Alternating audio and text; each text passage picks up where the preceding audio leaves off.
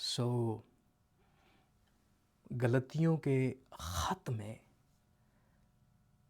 ان کلیسیاؤں میں، اس علاقہ میں ایسے جھوٹے استاد آ گئے تھے جو انسانوں کی عزت، ان کی طرفداری کو ترجیح دیتے تھے انجیل مقدس کے پیغام پر۔ یہ دراصل اس کتاب کا مضمون ہے، اور ہم مختلف پہلوؤں پر اس میں دیکھ رہے ہیں۔ خداوند کا شکر ہے۔ اور اگر آپ اس کتاب کی پہلی آیت ہی کو دیکھیں تو پولس کھولتے ہوئے اس کو یوں بیان کرتا ہے کہ پولس کی طرف سے، جو نہ انسان کی جانب سے، نہ انسان کے سبب سے، بلکہ یسوع مسیح اور خدا باپ کے سبب سے، جس نے اسے مردوں میں سے زندہ کیا، رسول ہے۔ اس بات کا مقصد یہی ہے، اگر آپ اس پورے خط کو سمجھنا چاہتے ہیں، کہ نہ انسانوں کی جانب سے، نہ انسان کے سبب سے یہ پیغام ہے، بلکہ کس کے سبب سے ہے؟ خدا کے سبب سے۔ کس کے سبب سے ہے؟ خداوند یسوع مسیح کے مصلوب ہونے، مردوں میں سے جی اٹھنے کی وجہ سے ہے۔ یہ حقیقت ہے، یہ راز ہے اس کتاب کا، اگر آپ سمجھنا چاہتے ہیں۔ ہم بات کر آئے ہیں کہ ایک ہی خوشخبری ہے۔ ہم بات کر آئے ہیں کہ پولس رسول وہ کیسے رسالت کو پاتا ہے۔ ہم بات کر آئے ہیں کہ دوسرے رسول اس کے بارے میں کیا ایمان رکھتے ہیں۔ ابھی تک ہم نے یہی سیکھا کہ تمام تر جو مسیح کے شاگرد ہیں اور پولس ہے، ان کی پیغام میں کسی قسم کی کوئی گراوٹ نہیں، کسی قسم کی کا کوئی جھکاؤ نہیں، کسی قسم کی کوئی خرابی نہیں۔ ہاں، شاید عملی طور پر کوئی طرفداری ہو تو ہو، ورنہ انجیل کے پیغام میں وہ اتفاق رکھتے ہیں کہ یہ فضل سے ہے، یہ خدا کی بخشش ہے۔ اس میں ہم کوئی بھی چیز انجیل پلس ختنہ، انجیل پلس شریعت کر کے، انجیل پلس نیک کام کی وجہ سے ہم کبھی بھی خدا کی حضوری میں، اس کی خوبصورتی میں، اس کے حضور داخل نہیں ہو سکتے۔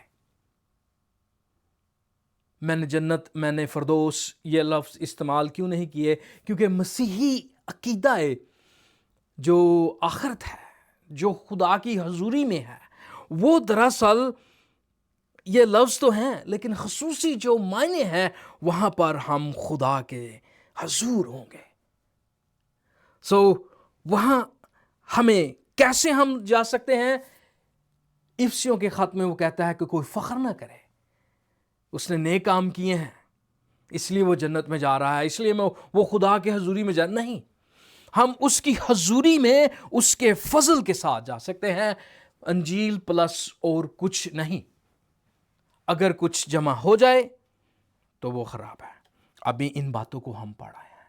اب ہم بات کرنے جا رہے ہیں کہ رسول جب ایک انجیل پر ایمان رکھتے ہیں، ایک تعلیم پر ایمان رکھتے ہیں، شاید رویوں میں مسئلہ ہو، تو جب رویوں میں مسئلہ ہو تو انجیل مقدس ہمیں بتاتی ہے کہ ہم رویوں میں بھی تبدیلی نہیں کر سکتے۔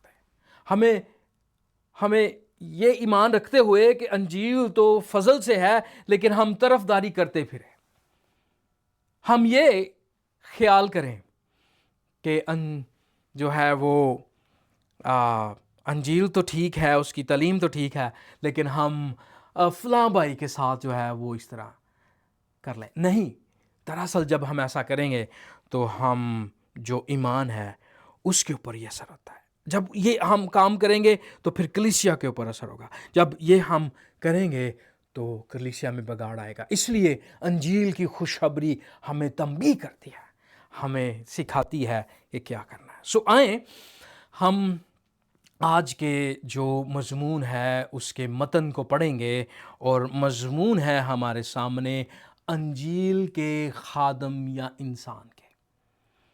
بہت ہی اہم ترین مضمون ہے اور بڑا ہی ضروری ہے.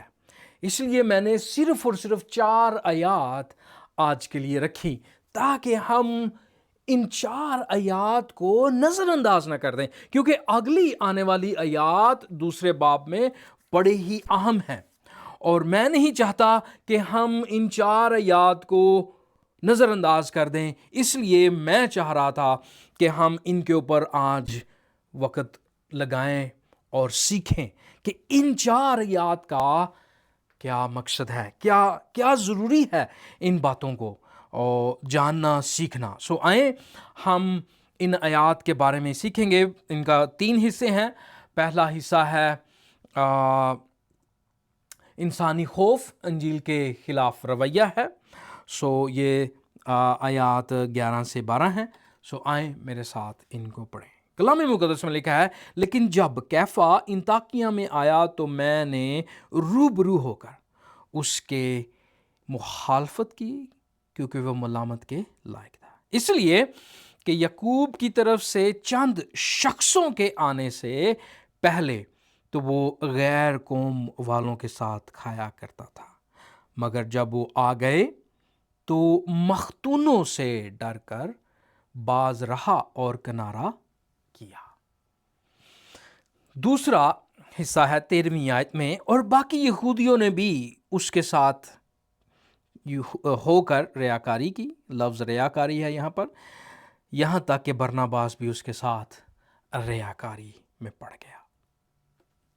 آیت 14، جب میں نے دیکھا کہ وہ خوشخبری کی سچائی کے موافق سیدھی چال نہیں چلتے تو میں نے سب کے سامنے کیفا سے کہا کہ جب تو باوجود یہودی ہونے کے غیر قوموں کی طرح زندگی گزارتا ہے، نہ کہ یہودیوں کی طرح، تو غیر قوموں کو یہودیوں کی طرح چلنے پر کیوں مجبور کرتا ہے.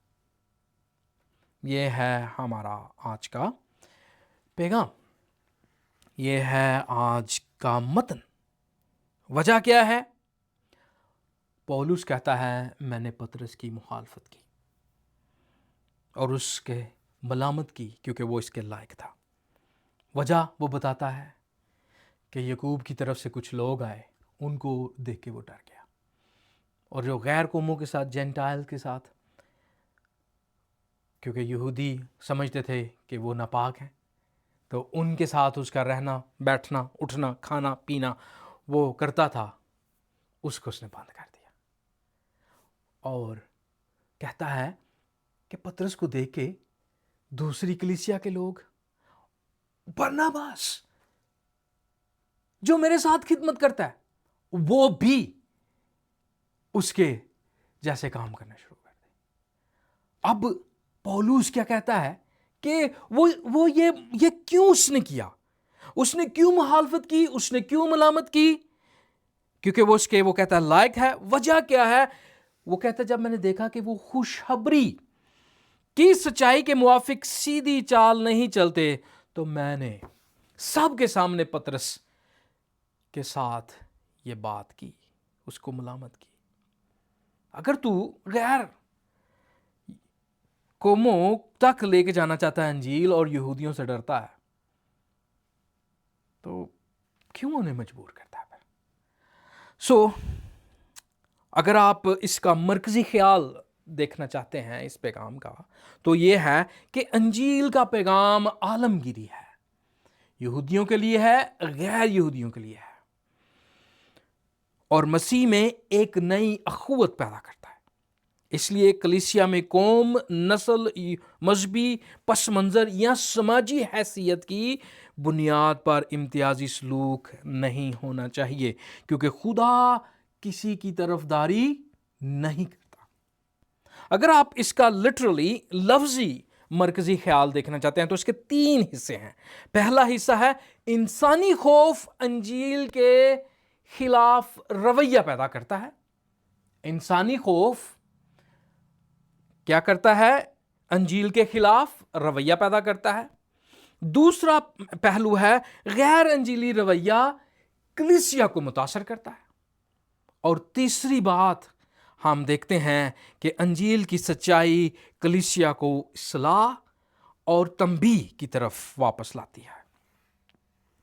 آپ سوچ رہے ہوں گے، اگر آپ ہمارے ساتھ اس سفر پر ہیں تو ہم نے بات کی کہ پطرس دراصل وہ غیر قوموں میں انجیل سنا چکا ہے، غیر قوموں میں اس نے انجیل کی منادی کر رکھی ہے، اور اس کا تجربہ کہتا ہے، جب ہم اعمال 10 باب پڑھتے ہیں، کہ پطرس نے زبان کھول کر کہا اب مجھے پورا یقین ہو گیا کہ خدا کسی کا طرفدار نہیں۔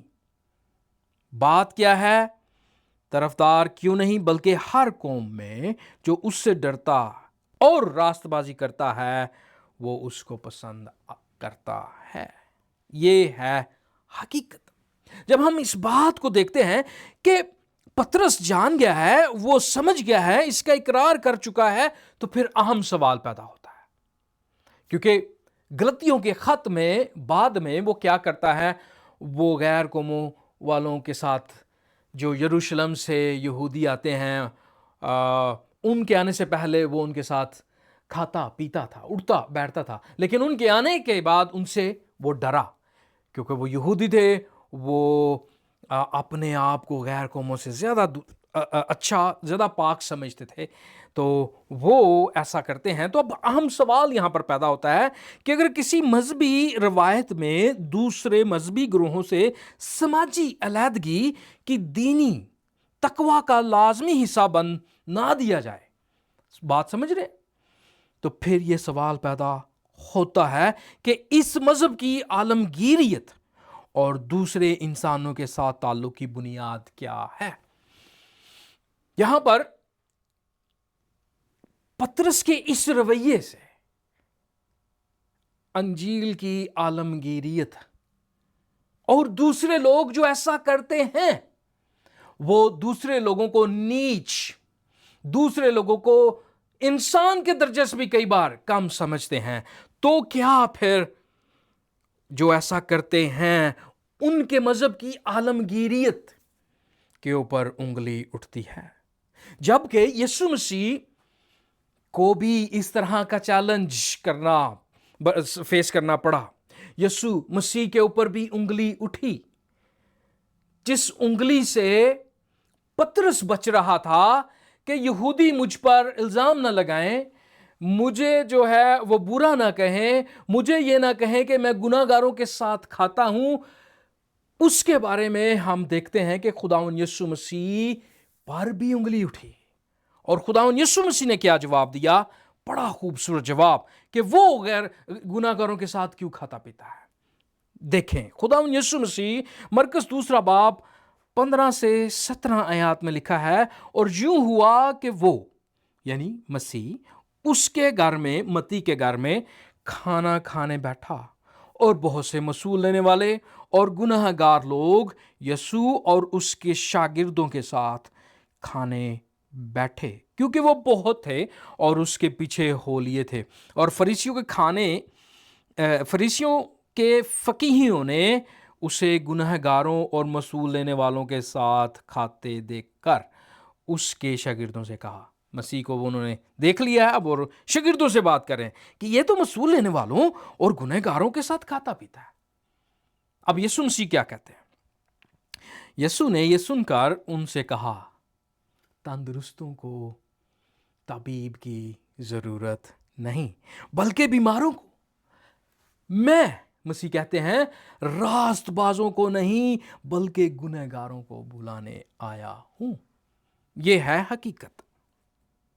انجیل تندرستوں کے لیے نہیں بلکہ بیماروں کے لیے ہے۔ انجیل راست بازوں کے لیے نہیں बल्कि गुनहगारों के लिए है। यही दरअसल गलतियों 2 बाब 11 से 15 अंजील की सालमियत को इसलिए भी ज़ाहिर करता है कि नए अहदनामा के मुसन्नफीन ने रसूलों की कमज़ोरियों को छुपाया नहीं। पतरस एक रसूल था, लेकिन इससे गलती हुई। बरनबास भी इसी रवैये में शामिल हो गया। पौलुस ने इस गलती को छुपाने की बजाय इस अंजील की सच्चाई की रोशनी बयान की कि अंजील की सच्चाई रसूलों की बेखताई पर कायम नहीं, बल्कि यसु मसीह की सच्चाई पर कायम है। यह है हकीकत अंजील की। हम कभी भी इंसानों पर भरोसा नहीं करते, वो इंसान कितने ही खूबसूरत हों, बल्कि हम खुदावंद यसु मसीह कामल जात पर भरोसा करते हैं, क्योंकि हम इंसान होते हुए समझते हैं कि हम कमजोर हो सकते हैं, लेकिन हम खुदावंद यसु मसीह में कभी भी ना इंसानी ना खुदाई कमजोरी देख सकते हैं।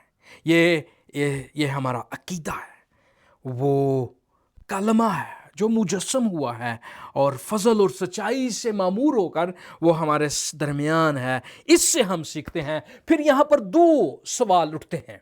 सवाल नंबर 1 उनके लिए जो अंजील पर ईमान रखते हैं। यह मतन हमें अपना एहतसाब करने की दावत देता है कि क्या हमारी अमली जिंदगी अंजील की सच्चाई के मुताबिक है ना?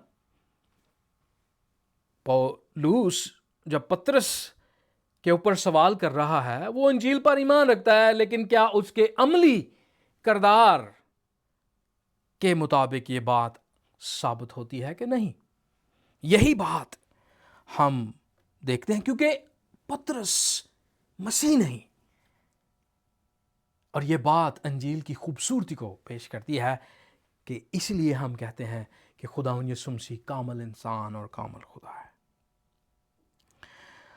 हम इंसानों से डर के मुख्तलिफ कदम उठा सकते हैं, लेकिन खुदावंद यीशु मसीह ऐसा नहीं कर सकता।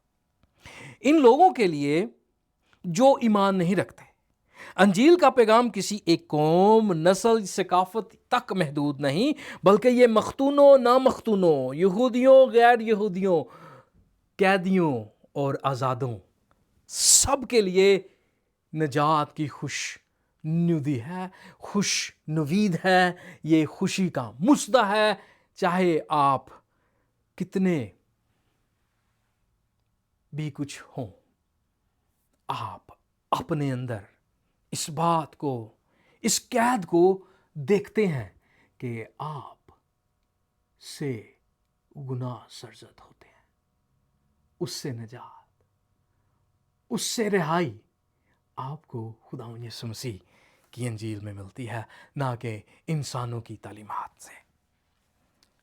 अब जब हम इन बातों को देखा है, इसका सरसरी जायजा लिया है इस पैसेज का, तो आप देख सकते हैं कि ये 4 आयात कितनी गहरी तालीम रखती हैं कि हमारा जो ईमान है वो इंसानी किरदार पर, इंसानी बातों पर नहीं, बल्कि कामल ज़ात खुदावंद यीशु मसीह पर कायम है।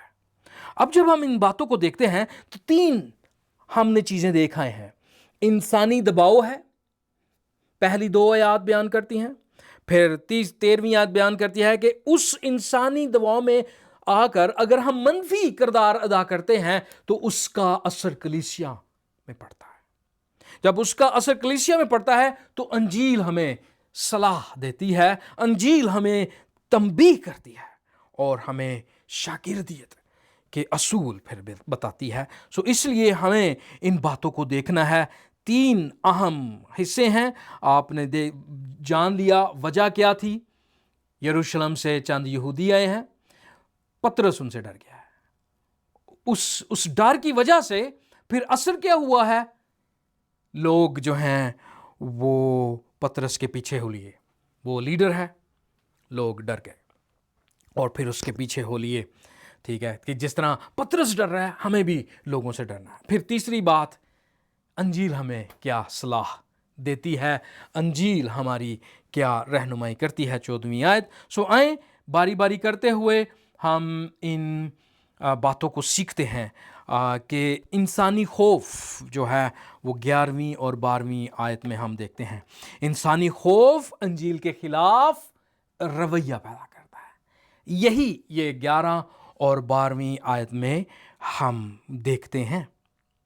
پطرس انسانوں کے خوف میں ہے، وہ ان سے ڈرتا ہے۔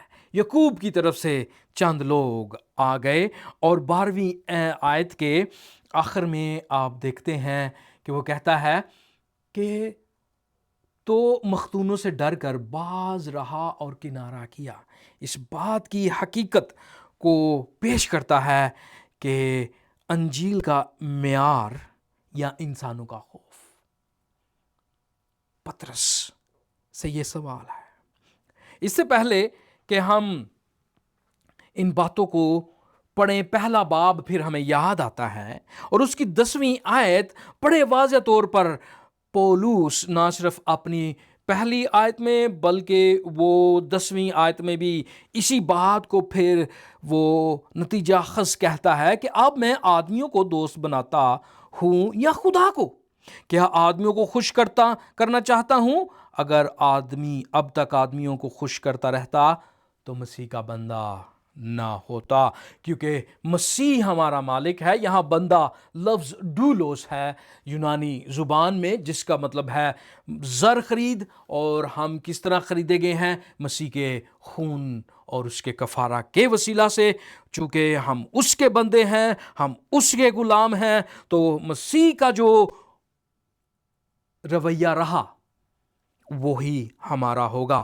ہم انسانوں سے نہیں ڈرتے، ہم انسانوں کو دیکھ کر اپنے رویوں میں تبدیلی نہیں لاتے۔ یہی وہ کہہ رہا ہے۔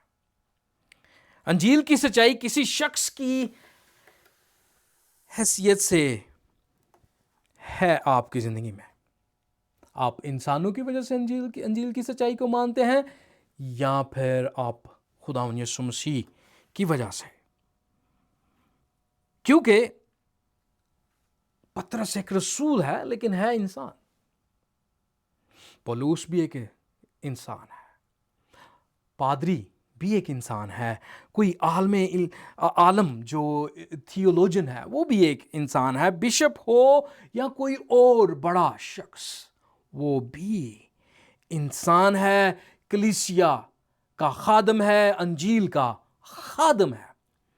اب جب کسی انسان کو وہ دیکھ کر اپنا رویہ بدلتا ہے تو دراصل یہ سوال اس پر بھی آتا ہے کہ کیا آپ انجیل کے خادم ہیں یا انسانوں کے؟ اس کے بارے میں ہم مرکز 8 باب پڑھ آئے ہیں، جہاں پر خداوند یسوع مسیح ہمیں تعلیم دیتے ہیں کہ وہ اس دنیا میں کیوں آئے اور مصلوب کیوں ہوں گے، پھر تیسرے دن مردوں میں سے جی اٹھیں گے۔ لیکن پطرس کو یہ بات ہضم نہیں ہوتی، وہ اس بات کو نہیں سمجھ پاتا۔ اس کی نظروں میں انسانوں کی سوچ، وہ کیا سوچتے ہیں، یہ زیادہ اہمیت رکھتی ہے۔ لیکن جب وہ ایسا سوچتا ہے تو خداوند یسوع مسیح کی نظر میں وہ انجیل کا خادم نہیں بلکہ شیطان کا خادم بن جاتا ہے۔ مصلوبیت کا انکار، مسیح کی نجات اور انجیل کا پیغام کا انکار دراصل شیطان کی ٹولی کا اقرار ہے۔ اس بات کو جب ہم جانتے ہیں تو مرکز کی انجیل میں بڑے واضح طور پر اس بات کو بیان کیا گیا ہے کہ ہمیں کیا کرنا ہے۔ ہمیں شاگردیت اگر ہم حاصل کر رہے ہیں مسیح کی، تو ہمیں اس کے پیچھے آنا ہے، خودی کا انکار کرنا ہے، صلیب کو اٹھانا ہے۔ کوئی اپنی جان بچاتا ہے تو اسے کھوئے گا، لیکن جو کوئی انجیل کی خاطر اپنی جان قربان کرے گا وہ اسے پائے گا۔ مسیح یسوع بڑے خاص الفاظ یہاں پر استعمال کرتے ہیں کہ تم کن سے ڈر رہے ہو؟ گناہ گاروں اور زانیوں سے۔ یہ ہے اس دنیا کے لوگوں کی حیثیت مسیح کے سامنے۔ گناہ گار اور زانی اور خطا کار قوم کے سامنے اگر تم مجھ سے شرماؤ گے تو کیا ہوگا؟ میں جب اپنے باپ کے جلال میں آؤں گا تو تم سے شرماؤں گا۔ یہ ہے حقیقت، یہ ہے بات۔ اب آپ کے اوپر ہے کہ آپ کس طرف ہیں، انجیل کے خادم ہیں، انجیل پر ایمان رکھنے والے ہیں، یا پھر انسانوں کے خادم۔ اور مسیح کے مطابق یہ انسان خطا کار اور زناکار ہے۔ اگر آپ نے مسیح کے پیچھے آنا ہے تو انسانوں کی طرف داری کرنے کا مطلب دراصل آپ نے ابھی تک خود ہی کا انکار نہیں کیا۔ خود ہی کا انکار اور صلیب کو اٹھانا اس بات کی ضمانت ہے کہ آپ انسانوں سے نہیں ڈرتے۔ مارٹن لوتھر، کیونکہ ہم ابتدائی خطبات میں بیان کر چکے کہ مارٹن لوتھر اس کتاب سے، اس خط سے بہت محبت رکھتا تھا۔ وہ کہتا ہے اپنی تفسیر میں، لوتھر کے مطابق یہی بات پطرس کی غلطی کو بہت سنجیدہ بناتی ہے۔ مسئلہ محض یہ نہیں تھا کہ پطرس کسی کے ساتھ کھا رہا تھا، اس کے رویے سے یہ غلط تاثر پیدا ہو سکتا تھا کہ مسیح پر ایمان کے ساتھ شریعت کی پابندی بھی راست بازی کے لیے ضروری ہے۔ اسی طرح راست بازی بذریعہ ایمان کی سچائی خطرے میں پڑ سکتی تھی۔ اسی لیے اس نے یعنی پولوس نے یہ بات سامنے رکھی۔ مرکز 8 میں یسوع پطرس کو سکھاتا ہے آدمیوں کی باتوں کی بجائے خدا کی باتوں کا خیال رکھو۔ غلطیوں 2 میں ہم دیکھتے ہیں پطرس کو اسی سبق کو اپنی عملی زندگی میں انجیل کی سچائی کے مطابق دوبارہ سیکھنا پڑا۔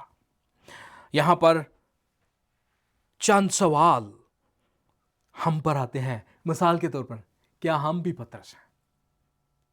اس معنوں میں پطرس ایک عظیم انسان تھا، اچھا خدا کا شاگرد تھا، کمزور تھا۔ ہم بھی کیا کمزور ہیں اب بھی؟ کیا ہم انسانوں کو خوش کرنے میں لگے ہوئے ہیں یا مسیح کے خادم بننے کے لیے ہم تیار ہیں؟ کیا ہم اپنی شہرت چاہتے ہیں انسانوں سے یا ہم خدا کی نام کو جلال دینا چاہتے ہیں؟ مسیح کی پیروی صرف صحیح بات کو ماننے کا نام نہیں۔ پطرس انجیل کو مانتا تھا، لیکن یہ صرف ہی نہیں بلکہ دباؤ کے وقت بھی صحیح بات کے مطابق چلنے کا نام ہے۔ پطرس نے مرکز 8 میں یہ سبق سنا، لیکن غلطیوں 2 میں ہم دیکھتے ہیں کہ اسی سبق کو دوبارہ ضرورت پڑی دہرانے کی۔ اسی طرح ہم بھی مسلسل اپنے دل کا جائزہ لیتے رہیں۔ کیا میں لوگوں کی نظر میں وفادار دکھائی دینا چاہتا ہوں یا خدا کی نظر میں انجیل کے سچے وفادار کے طور پر؟ یہ سوال آپ کے اور میری زندگی میں ہے۔ آئے ہم دوسرے پہلو کو دیکھیں۔ جب ہم لوگوں سے ڈرتے ہیں اور انجیل کے خلاف رویہ رکھتے ہیں تو پھر ہم کلیسیا پر متاثر ہوتے ہیں منفی طریقے سے۔ یہاں پر کیا لکھا ہے 13ویں آیت پڑھیں گے، اور باقی یہودیوں نے بھی اس کے ساتھ ہو کر ریاکاری کی، یہاں تک کہ برناباس بھی اس کے ساتھ ریاکاری میں پڑ گیا۔ آپ اندازہ لگائیں، یہاں جب لفظ آتا ہے یہاں تک تو اس کا مطلب ہے کہ بات بہت آگے بڑھ گئی، بات بہت آگے بڑھ گئی۔ غیر انجیلی رویہ یہ کلیسیا کو متاثر کرتا ہے۔ آپ کی زندگی میں کون سا رویہ ہے؟ آپ کس طرح کلیسیا پر متاثر ہو رہے ہیں؟ آپ کس طرح لوگوں کو خداوند یسوع مسیح کے پیغام کو سناتے ہیں اور پھر آپ اپنے کردار سے بھی وہ بات ثابت کرتے ہیں، یا پھر آپ بس پیغام تو دل میں رکھے ہوئے ہیں لیکن حقیقت میں آپ کا عملی کردار مختلف ہے؟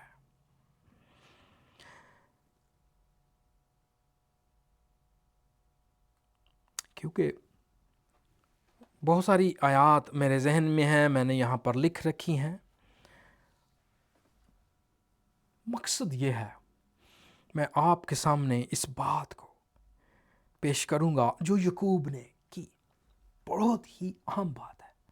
وہ کہتا ہے تم میں بتھیرے استاد نہ بنے، کیونکہ تم جانتے ہو کہ ہم جو استاد ہیں زیادہ سزا کے لائق ٹھہریں گے اگر ہم اپنے کردار سے وہ بات ظاہر نہ کر پائے۔ یہ حقیقت ہے۔ پطرس اس بات کو سنجیدہ نہیں لے رہا تھا، اور اسی بات کو پولس نے سنجیدگی ظاہر کرنے کے لیے یہاں پر وہ 14ویں آیت میں لکھا ہے کہ وہ انجیل کی خوشخبری کی سچائی کے موافق سیدھی چال نہیں چل رہا تھا۔ انجیل تو تھی دل میں، مسیح کو تو مان رہا تھا، لیکن چال کردار نہیں درست تھا۔ اور یہی بات یعقوب اپنے 3 باب میں کرتا ہے۔ اس کے سیاق و سباق میں یعقوب زبان اور تعلیم کی ذمہ داری پر زور دیتا ہے، کیونکہ استاد اپنی باتوں کے ذریعے دوسروں پر گہرا اثر ڈالتے ہیں۔ اسی لیے آیت 1 میں، یعنی یہ یعقوب 3:1 میں، وہ خبردار کرتا ہے کہ استاد زیادہ سزا کے لائق ہوں گے، کیونکہ ان کی تعلیم اور زبان سے بہت سے لوگ متاثر ہوتے ہیں۔ اس بات کو ہمیں یاد رکھنا ہے کہ ہماری باتوں سے لوگ کیا اثر رکھتے ہیں، ہمارے کردار سے کیا سیکھتے ہیں۔ سیکھنا فرق بات ہے، لیکن یہاں پر اس یعقوب کے 3 باب میں زبان اور اس کے ساتھ کردار کی اہمیت کو وہ اجاگر کرتا ہے۔ وہ کہتا ہے میری زندگی صرف میری ذات کا معاملہ نہیں، لوگ میرے ایمان کو میری باتوں کے ساتھ میرے کردار اور فیصلوں سے بھی سیکھتے ہیں۔ کسی نے کیا خوب کہا کہ مرکس، یوحنا، متی اور لوکا 4 اناجیل ہیں، لیکن 5ویں ایماندار خود ہے۔ لوگ آپ کے کردار کو بھی دیکھتے ہیں اور اس سے جانتے ہیں کہ آپ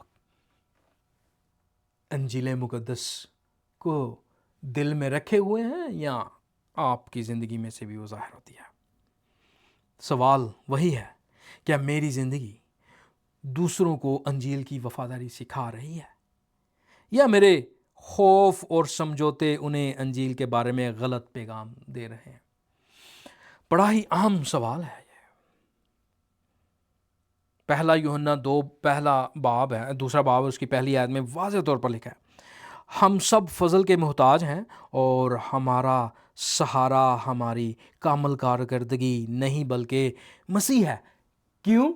کیونکہ اگر کوئی گناہ کرے تو باپ کے پاس ہمارا ایک مددگار ہے، یعنی یسوع مسیح۔ بات دیکھ رہے ہیں یوحنا کی جب اس نے یہ خط لکھا، پہلا خط، اس کی ہم تفسیر کر چکے ہیں، وہ اس پورے خط میں اس بات کو ثابت کرتا ہے کہ نور ایک ہے، سچائی ایک ہے، محبت ایک ہے، اور وہ نور حقیقی ہے، وہ سچائی حقیقی ہے، وہ محبت حقیقی ہے۔ لوگ سمجھ رہے تھے کہ آپ اپنے دل میں اس نور کو ویلکم کر سکتے ہیں، لیکن جس طرح مرضی زندگی بسر کریں، لیکن یہاں اس بات کی طرف اشارہ کرتا ہے یہ آیت، دوسرا باب اس کی پہلی آیت، اگر کوئی گناہ کرے تو ہمارے پاس خداوند یسوع مسیح ہے۔ اگر کوئی گناہ کرے تو انجیل کی خوشخبری کی سچائی اس کے لیے ہے۔ انجیل نہ صرف غیر ایمانداروں کے لیے ہے بلکہ ایمانداروں کے لیے بھی ہے، کیونکہ انجیل اس بات کا اقرار کرتی ہے کہ کوئی شخص اگر وہ مسیح پر ایمان لاتا ہے وہ بچ تو سکتا ہے، لیکن اس دنیا میں وہ مصیبت اٹھاتا ہے، اس دنیا میں وہ کمزور ہے۔ اسی لیے کلام مقدس میں ہمیں یہ بار بار بتایا جاتا ہے کہ اس کامل کرنے والے مسیح کو تکتے رہیں۔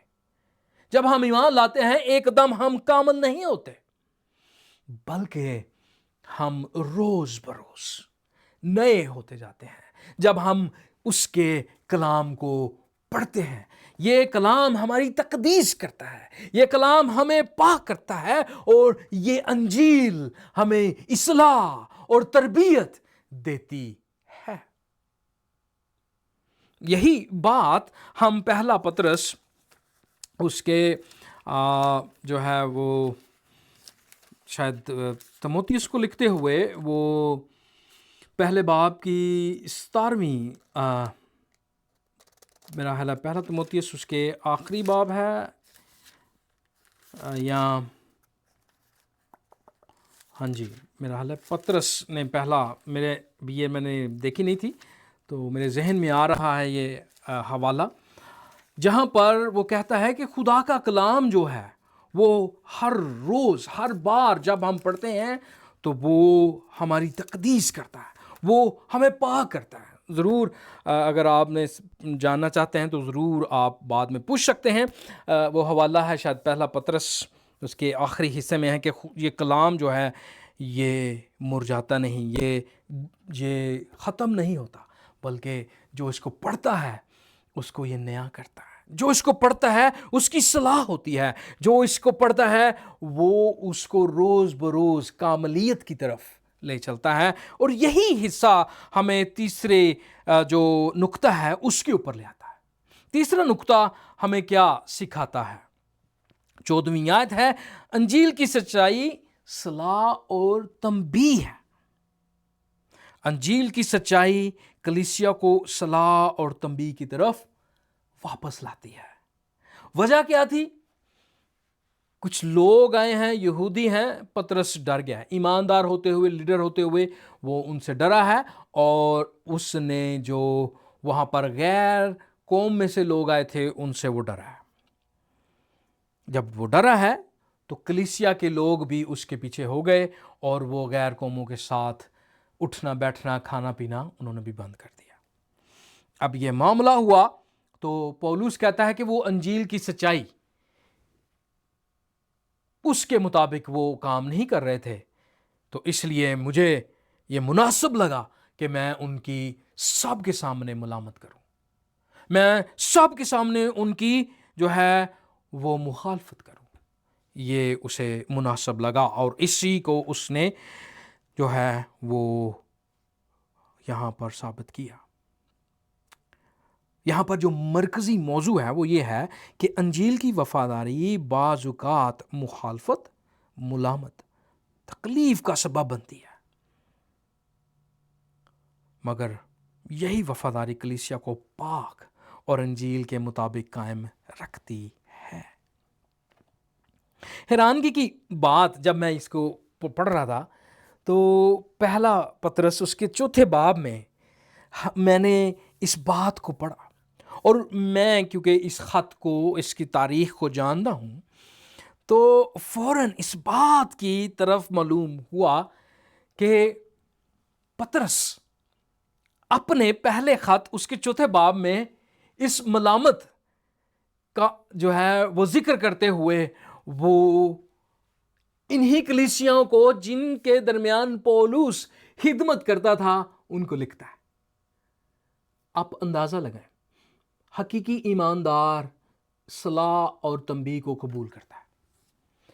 یہ بات حقیقت ہے، یہ بات پطرس کی کردار کو اور زیادہ نمایاں اور اجاگر کرتی ہے کہ نہ صرف پطرس اگر اس نے خطا کی ہے اپنے کردار میں تو اس کو وہ قبول کرتا ہے اور وہ اس کو اپنی زندگی کا سبق بناتے ہوئے وہ کلیسیا کو لکھتا ہے. وہ کیا لکھتا ہے سنیں وہ کیا کہتا ہے اے پیارو، جو مصیبت کی آگ تمہاری آزمائش کے لیے تم میں بڑکی ہے، یہ سمجھ کے کہ اس سے تعجب نہ کرو کہ یہ ایک انوکھی بات ہم پر واقع ہوئی، بلکہ مسیح کے دکھوں میں جوں شریک ہو خوشی کرو، تاکہ اس کے جلال کے ظہور کے وقت بھی نہایت خوش و خرمی ہو. اگر مسیح کے نام کے سبب سے تمہیں ملامت کی جاتی ہے تو تم مبارک ہو، کیونکہ جلال کا روح یعنی خدا کا روح تم پر سایہ کرتا ہے. تم میں سے کوئی شخص خونی ہو، چور یا بدکار یا اوروں کے کام میں دست انداز ہو کر دکھ نہ پائے، لیکن اگر مسیح ہونے کے باعث کوئی شخص دکھ پائے تو شرمائے نہیں، بلکہ اس نام کے سبب سے خدا کی تمجید کرے، کیونکہ وہ وقت آ پہنچا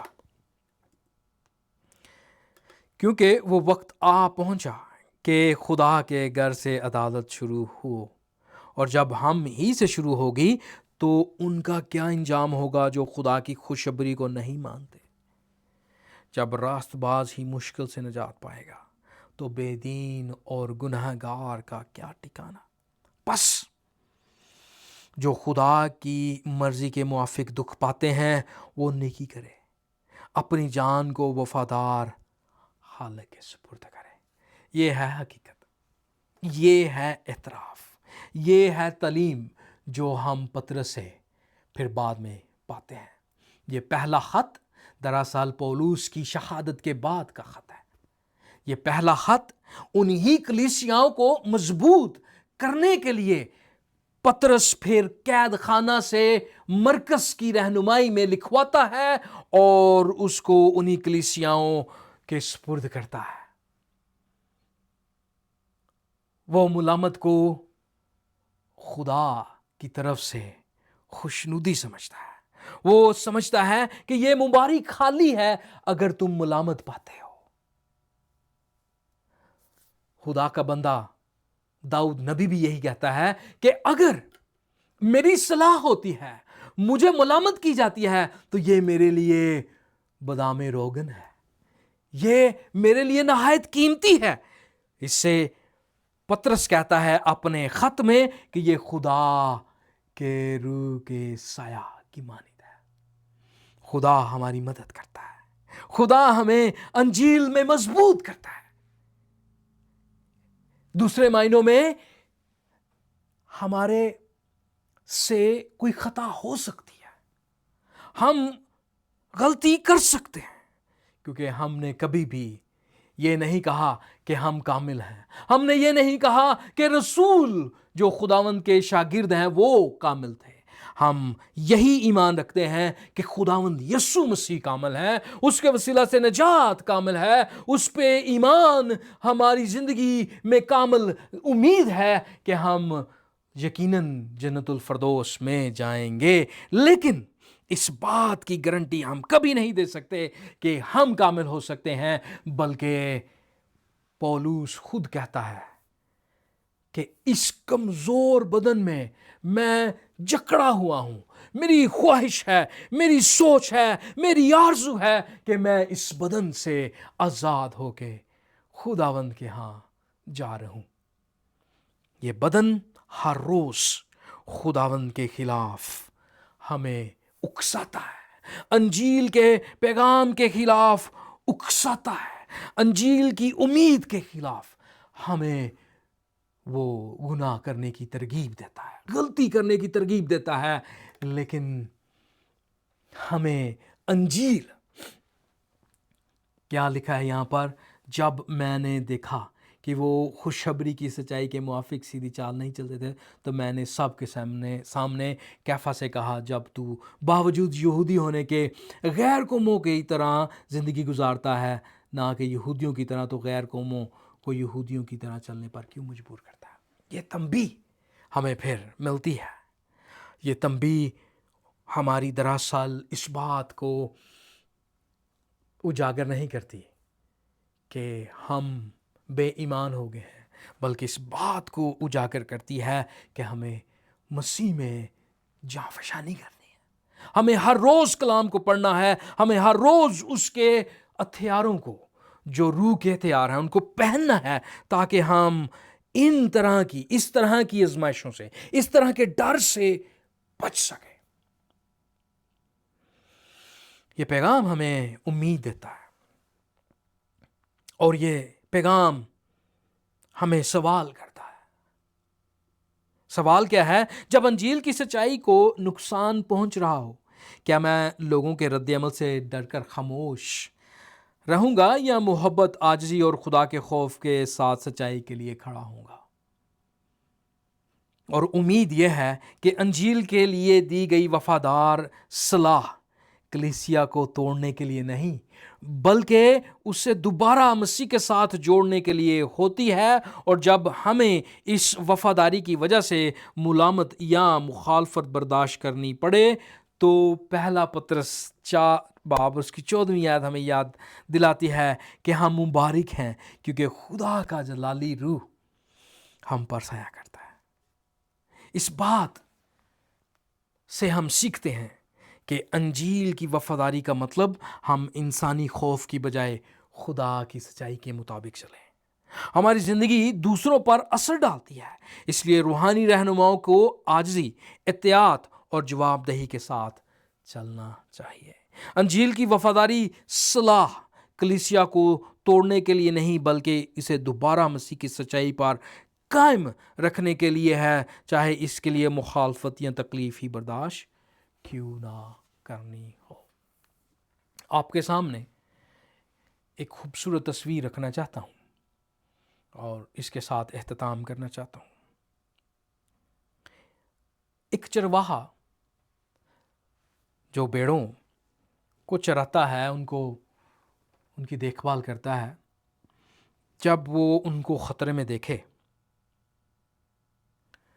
تو وہ ان کو چھوڑ کر بھاگ جاتا ہے، خاموش ہو جاتا ہے، یا پھر وہ ان کو بچانے کے لیے چلاتا ہے، ان کی مدد کرتا ہے،